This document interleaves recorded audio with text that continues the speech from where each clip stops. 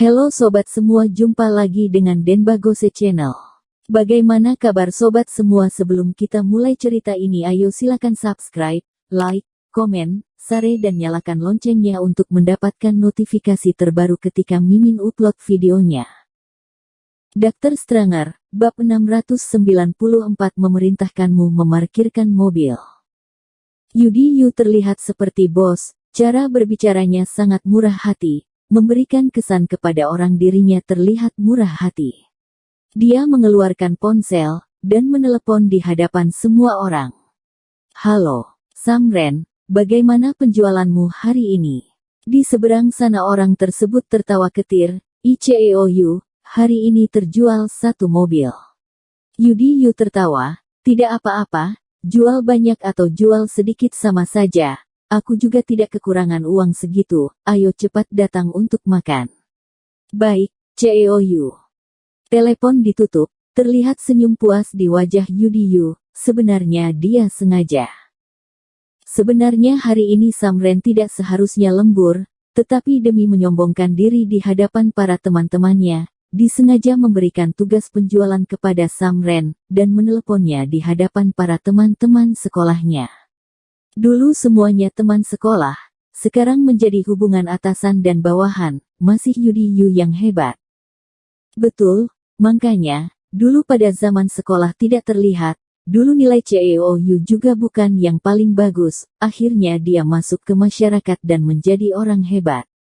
Ada orang yang memiliki kemampuan, tidak ada hubungannya dengan belajar, orang seperti CEOU, pada dasarnya memang hebat.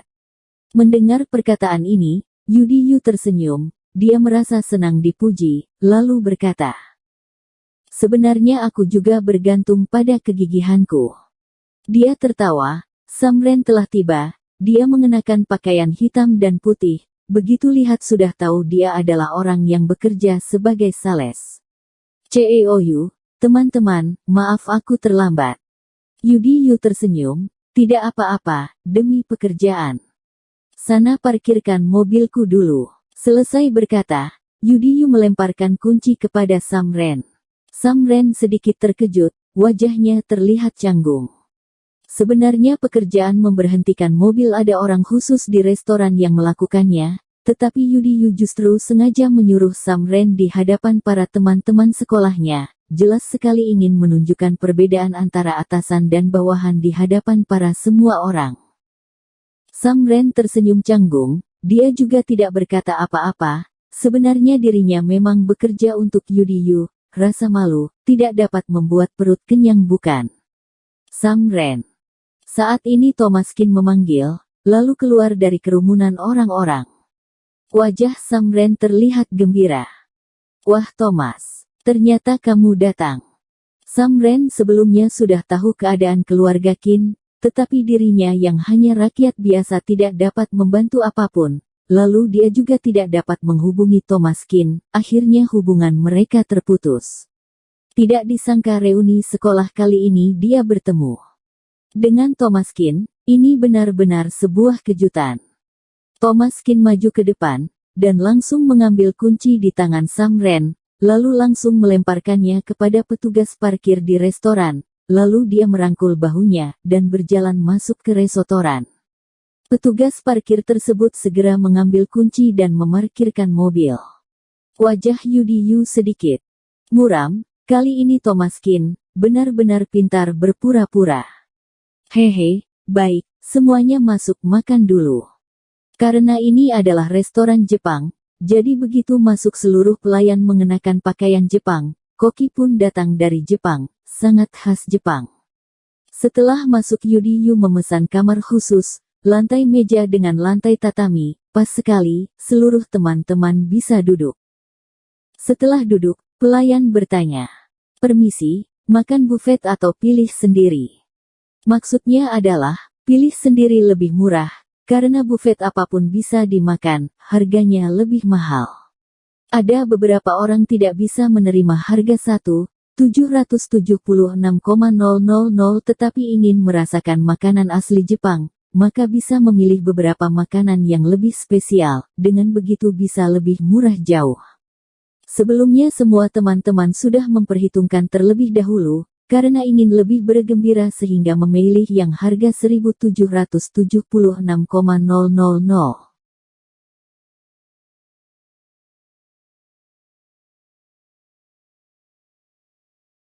Dr. Stranger, bab 695 pernah makan makanan Western kan? Yudi Yu berkata, kita semua makan buffet. Baik tuan. Begitu banyak orang yang makan buffet, tentu saja tidak perlu memilih makanan lagi, pelayan akan mengaturnya, pada dasarnya semua makanan akan disajikan, sudah habis dimakan maka akan ditambahkan lagi, pelayanannya sangat baik. Satu persatu makanan disajikan, Yudi Yu bagaikan pemilik yang memperkenalkan. Ini salmon sashimi, ini kerang arktik, dan ini udang manis. Jika ikan laut dalam ini ingin dimakan mentah, mereka harus memastikan kesegaran bahannya. Semuanya diangkut dari Jepang, dan tidak dibeli dari pasar ikan, semuanya silahkan dicoba. Banyak orang tidak sabar untuk mulai menggunakan sumpit mereka. Salmon ini aku pernah membelinya, tetapi yang di pasar aku tidak berani memakannya, setiap kali beli aku akan mengorengnya terlebih dahulu, sangat mahal. Betul, yang dijual di pasar itu setengah kek saja 160.000 sampai 200.000, yang segar seperti ini lebih mahal lagi, kita orang kecil tidak sanggup memakannya. CEOU yang memang hebat, begitu lihat, sudah tahu bahwa orang yang sering mengkonsumsi barang mahal, semuanya mengerti. Yudi Yu tersenyum, bukan sering juga, makanan seperti ini makan beberapa kali sudah bosan, bila biasanya jarang makan sekali rasanya enak, benarkan Tuan Muda Qin. Thomas Qin sedang mengobrol bersama Sam Ren, mendengar Yudi Yu memanggilnya, dia mengerutkan kening. Mengapa makanan masih tetap tidak dapat menutupi mulutmu? Thomas Qin tidak memperdulikannya, sikapnya tidak terlalu baik kepadanya. Sejak masuk ke restoran, Yudi Yu menyuruh Sam Ren memarkirkan mobil, Thomas Qin sudah merasa tidak senang. Yudi Yu mengerutkan kening, wajahnya terlihat tidak senang, kurang ajar, benar-benar menyebalkan. Ailey juga tersenyum dingin, numpang mobil orang datang ke acara reuni, tapi masih begitu sombong. Yudi Yu berdehem, kalian jangan ngobrol saja, makan banyak sedikit. Bila apapun kalian tidak bisa makan, aku akan mengajari kalian.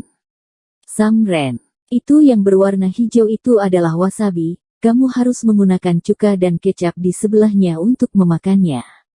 Sam Ren tertawa canggung, segera mengikuti apa yang Yudi Yu katakan, ini pertama kalinya dia makan makanan Jepang yang sangat khas ini, merasa gugup dan takut. CEOU memang hebat. Walaupun bayar sendiri-sendiri, tetapi di antara teman-teman semuanya jelas terlihat Yudi Yu yang paling sukses, juga bekerja di perusahaan mobil mahal, nantinya siapa tahu bila membeli mobil bisa mendapatkan harga lebih murah, sehingga semuanya mengobrol dengannya. Setelah beberapa saat, pelayan membawakan semangkuk cumi dingin dengan lapisan minyak pedas di atasnya, rasanya sangat menggugah selera, dan semua orang menggerakkan jari telunjuk mereka. Kemudian, pelayan memberi semua orang sepotong roti dan meletakkannya di atas piring. Setelah pelayan pergi, seseorang berani bertanya, Tuan Yu, apa maksudnya roti ini? Yudi Yu berpikir, pernah makan makanan Western kan, selalu ada roti sebelum memulai makanan, sama seperti ini. Oh, ternyata begitu.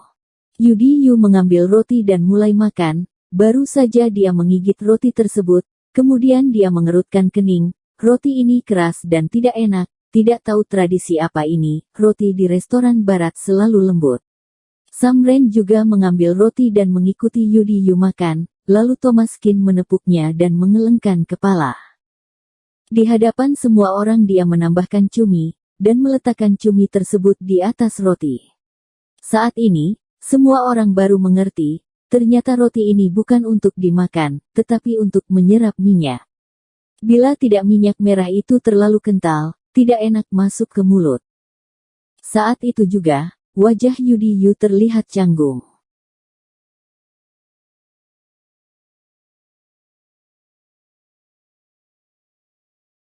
Bersambung. Terima kasih kepada kalian yang telah menonton video ini. Jangan lupa tekan tombol subscribe-nya dan nyalakan notifikasinya untuk mendapatkan video-video seru lainnya dari channel Denbagose.